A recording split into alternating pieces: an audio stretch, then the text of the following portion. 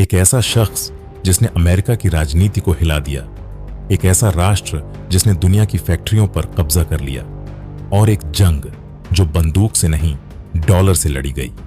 ये कहानी है अमेरिका के राष्ट्रपति डोनाल्ड ट्रंप और चीन के बीच छिड़ी एक अनदेखी आर्थिक लड़ाई की।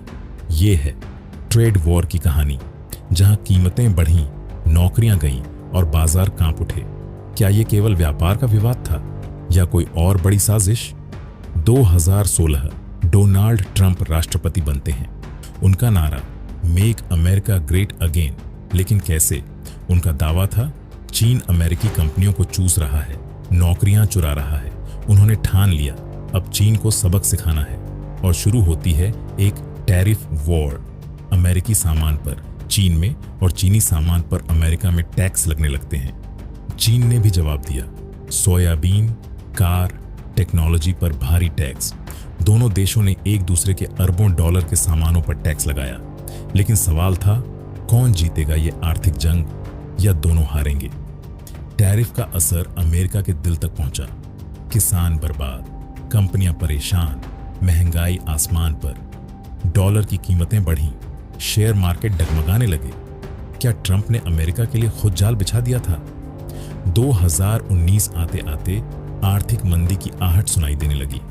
विश्लेषकों ने चेतावनी दी, ये व्यापार युद्ध अमेरिका को डुबा सकता है। लेकिन ट्रंप कहते हैं, I am a tariff man. क्या ये आत्मघाती जिद थी या सोची समझी चाल? भारत, यूरोप, ऑस्ट्रेलिया सब चिंता में थे। ग्लोबल ट्रेड धीमा पड़ गया। कोरोना से पहले ही पूरी दुनिया एक आर्थिक तूफान की ओर बढ़ रही थी। ट्रंप बनाम चीन, ये केवल अमेरिका की जंग नहीं थी, ये पूरी दुनिया की चिंता थी। कई एक्सपर्ट्स का मानना है ट्रंप का असली मकसद केवल व्यापार सुधारना नहीं था, बल्कि चीन को टेक्नोलॉजी और मिलिट्री की रेस में धीमा करना था। 5G, AI, chips. ट्रंप ने हुआवे जैसी कंपनियों पर बैन लगाया। तो क्या ये ट्रेड वॉर नहीं, टेक्नो वॉर थी? 2020 ट्रंप चुनाव हारते हैं, जो बाइडेन आते हैं, लेकिन टैरिफ नहीं हटते। यानी ये जंग अब अमेरिका की नीतियों का हिस्सा बन चुकी है। चीन शांत नहीं बैठा और एक नया कोल्ड वॉर शुरू हो चुका है। डिजिटल वॉर, डिप्लोमेटिक वॉर और डॉलर वॉर। तो ये थी ट्रेड वॉर की कहानी। लेकिन क्या आप जानते हैं इस जंग के असली शिकार कौन थे? आप, हम और आम लोग। क्योंकि जब दो महाशक्तियां टकराती हैं तो कंपनियां नहीं, इंसान टूटते हैं। क्या ये युद्ध अभी भी जारी है या इसका अगला अध्याय और भी भयानक होगा?